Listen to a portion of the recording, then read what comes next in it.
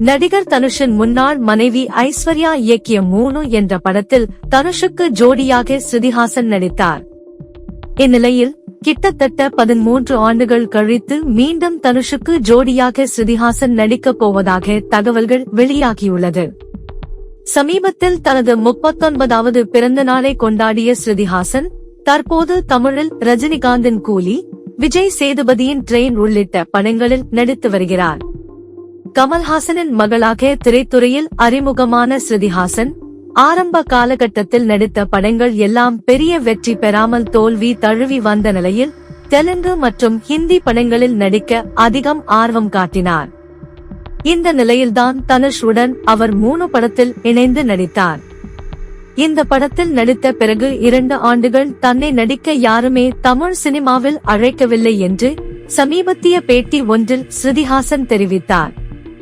ஆனால் இந்த படம் சமீபத்தில் ரீ-ரிலீஸ் ஆன போது ரசிகர்கள் அந்த படத்தை தூக்கி வைத்து கொண்டாடியதை பார்த்து தானே ஆச்சரியமடைந்தேன் என ஸ்ருதிஹாசன் தெரிவித்திருந்தார். மேலும் இந்த படத்தில் தனுஷ் மற்றும் ஸ்ருதிஹாசன் இருவருக்கும் இடையே இருந்த கெமிஸ்ட்ரி மற்றும் ரொமான்ஸ் காட்சிகள் எல்லாம் அப்படி ஒர்க் அவுட் ஆகியிருந்தது குறிப்பிடத்தக்கது. இந்த படத்துக்கு பிறகு சில வதந்திகளால் இருவரும் கடந்த 13 வருடமாக இணைந்து நடிக்கவில்லை. இந்நிலையில் தனுஷ் நடிப்பில் உருவாகியுள்ள இட்லி கடை, குபேரா, நிலவுக்கு என்மேல் என்னடி கோபம் போன்ற படங்கள் இந்த ஆண்டு வெளியாக காத்திருக்கிறது.